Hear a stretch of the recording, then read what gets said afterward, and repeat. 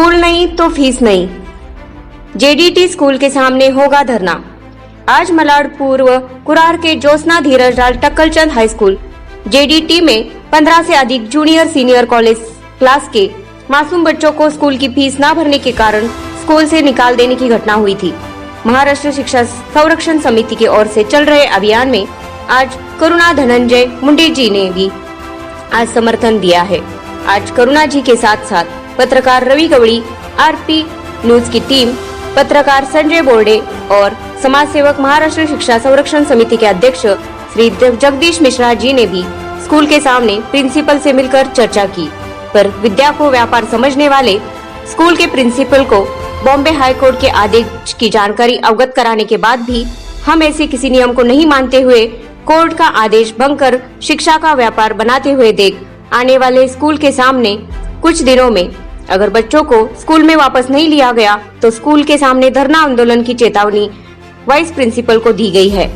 देखते हैं इस विषय पर आने वाले कुछ दिनों में स्कूल ट्रस्टी और शिक्षा मंत्री वर्षा गायकवाड़ कब तक खामोश रहती है।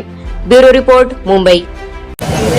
साधारण जो आपके साथ लोग हैं उनकी सारी समस्याएं क्या है, क्या तकलीफ है, बताइए। कसं आहे, इथे प्रत्येक जण जो आलाय तो फीज शाळेने जी फीज मागितली आणि फीजच्या कारणावरून जे मुलांना कॅन्सल म्हणजे काढून टाकलं आहे ऑलमोस्ट, त्यांनी PDF पाठवलं आहे सर्वांच्या नंबरवर की मुलांना शाळेतून काढून टाकलं आहे। तर त्या संदर्भात सगळेजण आलेले आहेत। आता प्रत्येकाची परिस्थिती वेगवेगळी आहे, त्याच्या हिशोबाने प्रत्येकजण आपापल्या परिस्थितीनुसार, कोणाचं काम नाही आहे कोरोनामुळे गेलेलं आहे, कोणाचा पगार कट झाला आहे, कोणाच्या घरी कोणीच कमवणारं नाही, कोणी डेथ झालं आहे, काय झालं याच्यामुळे आलेले आहेत। तर सगळ्यांचं एक कारण आहे का फीज शाळेला कोणतंच शिक्षण न देता शाळा ही फीज मागत आहे, ती फीज आम्हाला भरायची नाही आहे। विदाऊट काही शिक्षण नाही दिले, काही ऑनलाईन एज्युकेशन नाही आहे, उगाच फी का भरायची आहे? तर त्या संदर्भात आम्ही शाळेकडे मागणं करतोय, हे सगळं जे चालवलं शाळेने ते त्वरित बंद करावं। आमच्या मुलांना जशी रेग्युलर शाळा होती तशी शाळेत घ्यावं आणि मुलांचे शाळेचं शिक्षण कंटिन्यू करावं। शाळेचं नाव ज्योत्सना धीरजलाल टक्कलचंद हायस्कूल असं काहीतरी आहे। कोणत्या क्लासमध्ये आहे तुमचं? Senior KGB। काय हे PDF आहे, शाळेतून पाठवलंय। दाखवा जरा, कॅमेरामध्ये दाखवा। त्याच्यामध्ये काय काय लिहिलं होतं? ह्याच्यामध्ये मुलांना PDF पाठवलेला की शाळेमध्ये जर समजा ही फीज भरली नाही ह्यांनी तर ह्यांना म्हणजे 16 तारखेपासून 15 तारखेचा अवधी दिला। 16 तारखेच्या नंतर ह्यांना शाळेतून डिस्कनेक्ट करण्यात आलं। त्याच्यामुळे आम्ही एकत्र जमलो आणि हा डिसिजन। तुम्ही या क्लासचे PTA मेंबर होते। मागच्या वेळेला जेव्हा तुम्ही आला तेव्हा तुमची प्रिन्सिपल तुम्हाला काय बोलली? तुम्ही मागे जेव्हा आमची फर्स्ट टाइम मीटिंग झाली तेव्हा प्रिन्सिपल मॅडमने सांगितलेलं जी PTA मेंबर अगोदर आहेत, जी ज्युनियरचे आहेत ते सिनियरमध्ये कंटिन्यू होणार। आणि लास्ट टाइम जेव्हा आम्ही आलो तेव्हा तुमच्यासमोरच त्यांनी सांगितलं PTA मेंबर डिस्कनेक्ट केल्या, PTA मेंबर नाही आहे। आता या क्लासला PTA मेंबर नाही? नाही, आमच्या क्लासला PTA मेंबर नाही। तुम्ही स्वतः PTA मेंबर आता नाही आहे? नाही, आम्ही असं कोणी सांगितलं? असं प्रिन्सिपल मॅडमने सांगितलं। फीस न भरने के कारण स्कूल फीस तो स्कूल ने डिसकंटिन्यू कर दिया। स्कूल की अपनी मजबूरियां बताएगा स्कूल कि भाई हमारे पास पैसा नहीं है। ये बिल्डिंग देख रहे हो, इसके सामने जो बिल्डिंग खड़ी है वो भी शायद स्कूल की ही है।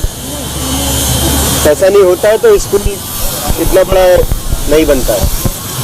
और ये जो अभिभावक खड़े हैं, जो लोग खड़े हैं, अपने अपने बच्चों के लिए खड़े हैं, बच्चों के फ्यूचर के लिए खड़े हैं, माँ बाप अच्छे से अच्छा, यहाँ तक के अपने आप को बेचने के लिए भी तैयार हैं अपने बच्चों के लिए। अब सवाल ये होता है कि शिक्षा का व्यापार तो सामने दिखाई दे रहा है। कोरोना काल में ये जो परिसर में हम लोग खड़े हैं, ये डिंडोसी विधानसभा है और यहाँ पे 80 से 90% झोपड़पट्टी है। और झोपड़पट्टी में रहने वाला कौन रहता है? झोपड़पट्टी में रहता है कर्मचारी, जो कोई मिल में काम करता हो, कोई ठेला लगाता हो, कोई पान वाला होगा, कोई रिक्शा वाला होगा, ऐसे अनेक जो मजदूर वर्ग है, वो काम करने वाला मजदूर वर्ग है। वो लोग अगर 1 साल तक घर में बैठे रहे तो पैसा कहाँ से आएगा? भाई जो सोना चांदी था, मंगलसूत्र तक औरतों ने अपना गिरवी रख के राशन खाया। सरकार, हम किसी पे ब्लेम नहीं करते, जिसने जितना पूरा कर सका, सामाजिक संस्थाएं थी, सब थी, जो जहां तक पूरा कर सका पहुंच पाया पहुंचा, BMC जहां तक पहुंच पाई पहुंची, लेकिन फिर भी नहीं पूरा हो पाया। 1 साल तक लोग घर में बैठे रहे। अब 1 साल के बाद आप बोलोगे भैया आपका 16,000 बाकी है, आप लेके आओ, कहां से लाएगा वो? आप बोलोगे 2 महीने में लाओ, 3 महीने में लाओ, कहाँ से लाएगा? फिर उसके बाद सामने 1 साल का और खड़ा हो गया, कुल मिला के हो गया 30-35 हज़ार रुपया, कहाँ से लाएगा? अगर वो किराए पे रहता है तो वो रहने के लिए किराया देगा या बच्चे की स्कूल की फीस देगा, खाना खाएगा? अभी भी सिचुएशन पूरी तरह कोविड की क्लियर नहीं हुई है, आज भी लोग परेशान हैं। अब जिस तरह हम एक कस्टमर हो गए ना ये स्कूल के, ये तो बिजनेस हो गया, अब ये कस्टमर है, जब कस्टमर परेशानी में है तो उनका भी काम है कि भैया आप फैसिलिटी दो, माफ करो, कुछ ना कुछ करो, इसका रास्ता निकालो, क्योंकि यहाँ ज्यादा से ज्यादा गरीब लोग हैं। रेहान में कोई आंदोलन नहीं होने वाला, इंटरनेशनल स्कूल है, वहाँ कोई आंदोलन नहीं होने वाला फीस माफ करने के लिए, क्योंकि उसकी फीस इतनी ज्यादा है और वहाँ कोई गरीब का बच्चा नहीं पढ़ने जाता। यहाँ ये संस्कार स्कूल है, नाम संस्कार है, बहुत अच्छा है, लेकिन यहाँ पर ही गरीब जनता आई है। और गरीब जनता की मांग क्या है साहब?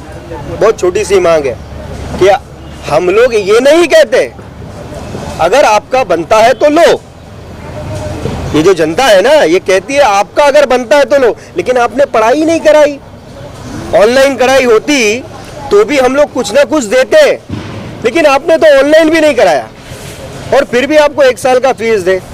जिस तरीके से स्कूल ने फीस न भरने पर बच्चों को डिसकंटिन्यू कर दिया, उसके ऊपर क्या कहना है? डिसकंटिन्यू तो ये क्या, पूरा शिक्षा विभाग भी लग जाएगा तो किसी एक बच्चे को डिसकंटिन्यू नहीं कर सकता।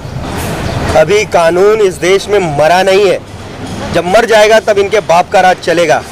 अभी भारत में संविधान का राज चलता है, ये डिसकंटिन्यू कभी नहीं कर सकते, और अगर कर दिया तो यहाँ पे बहुत अच्छी तरह आंदोलन होगा। मैडम ने बोला आंदोलन होगा, आंदोलन की रूपरेखा, एक भी बच्चा अगर यहाँ से डिसकंटिन्यू हुआ तो ईंट से ईंट बजा देंगे, ये स्कूल की नहीं, ये कितने भी बड़े लोग हों, फिर जनता अपने हाथ में कानून लेगी, उसका जिम्मेदार स्कूल प्रशासन होगा।